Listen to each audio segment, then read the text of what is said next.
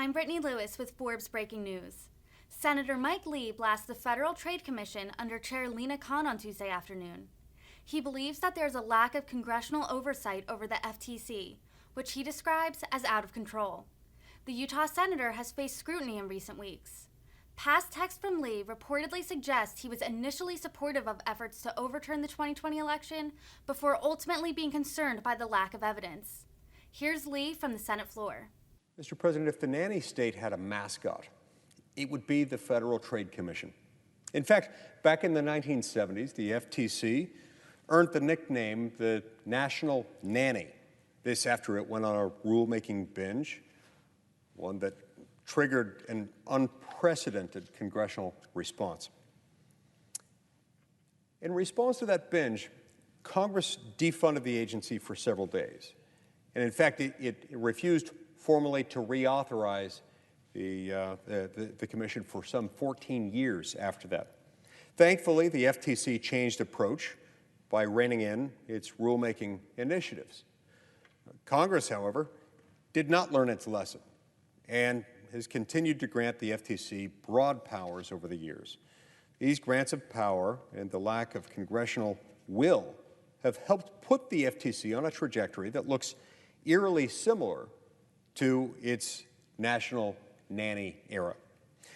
Under the leadership of Lina Khan, the FTC has only accelerated into this trajectory and is now being transformed into a bigger and more invasive national nanny than ever could have been imagined in the 1970s. Her vision is to transform what is an enforcement agency into a broader, largely independent regulatory agency. This move would reduce congressional oversight of key economic regulation and would also have serious negative implications for countless businesses across the nation that could find themselves subject to the whims of an unelected, arbitrary, capricious, out-of-control agency. The FTC is on course to take significant new powers so that it can use its already broad authorities under Section 5 of the Federal Trade Commission Act and elsewhere to regulate huge swaths of the American economy. We accordingly need to be very careful when considering nominees to the Commission. As a member of the Senate Commerce Committee, I took seriously my consideration of Mr. Bedoya's nomination and spoke with him on multiple occasions regarding his nomination and regarding his vision for the Federal Trade Commission. During his nomination hearing, I took careful note of my questions to Mr. Bedoya and to his responses to ascertain his vision for the Commission and his view on the scope of the FTC's power. His answers did little to calm my concerns. In fact, they did much to add to my worries, not only about his nomination, but about the future of the Commission at large. During my questioning, Mr. Bedoya signaled that he would use Section 5 of the Federal Trade Commission Act to conduct unfair methods of competition rulemaking.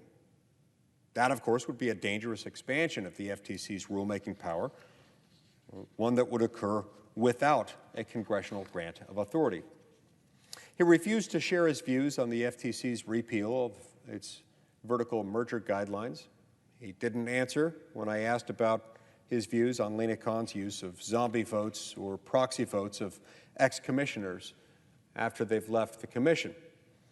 He would not provide a clear answer on whether he supported Lina Khan's decision to remove key procedural requirements attached to FTC rulemaking.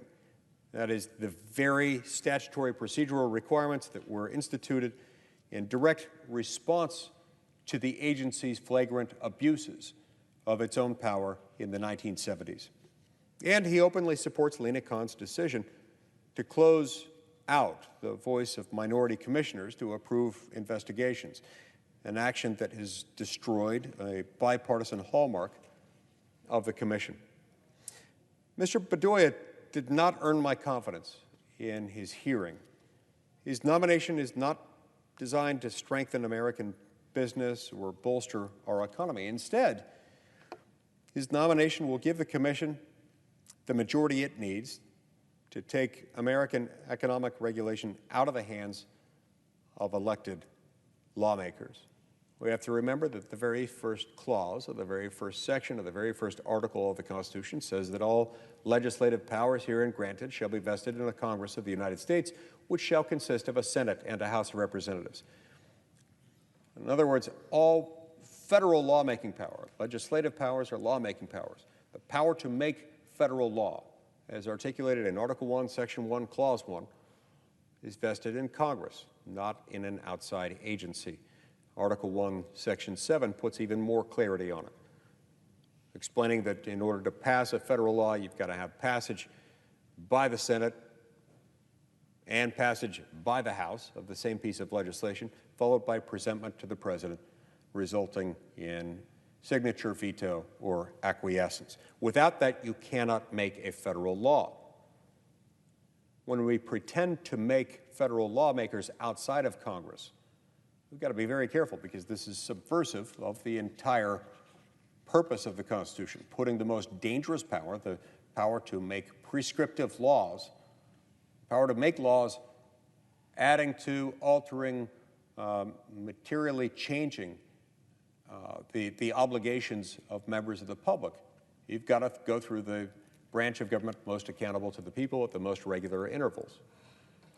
That's why this is so concerning, that you have in Mr. Bedoya, like you have in Lina Khan, someone who doesn't fear this type of unaccountable de facto lawmaking, not only outside of what the Constitution can countenance fairly, but also outside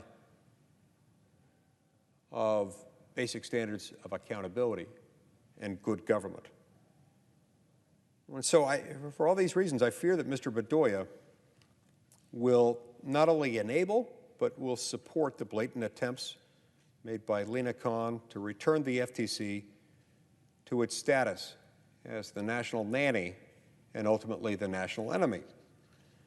Under her leadership, the FTC has shown disregard for the input of minority commissioners and has been frustrated by the legal limits surrounding FTC's authority. Lina Khan is not afraid to lead the agency on a path that ignores legal, constitutional, and procedural roadblocks in its way. I'm committed to reversing the dangerous trajectory of the FTC, to making sure that we don't return to the 1970s era of the FTC being the nanny of the nanny state, and to make sure that we restore the FTC's accountability to Congress and ultimately to the people. We have to remember that true accountability in our system of government, accountability related to what the law is and how the law is written, it always has to be with Congress. That's why Article 1 is written the way that it is. That's why this is something that has to be understood appropriately as a non-delegable duty. That is the power to make law. So we've got to restore that accountability. And I fear that Mr. Bedoya will only further enable the radical takeover of the Federal Trade Commission. And I therefore cannot and will not support his nomination.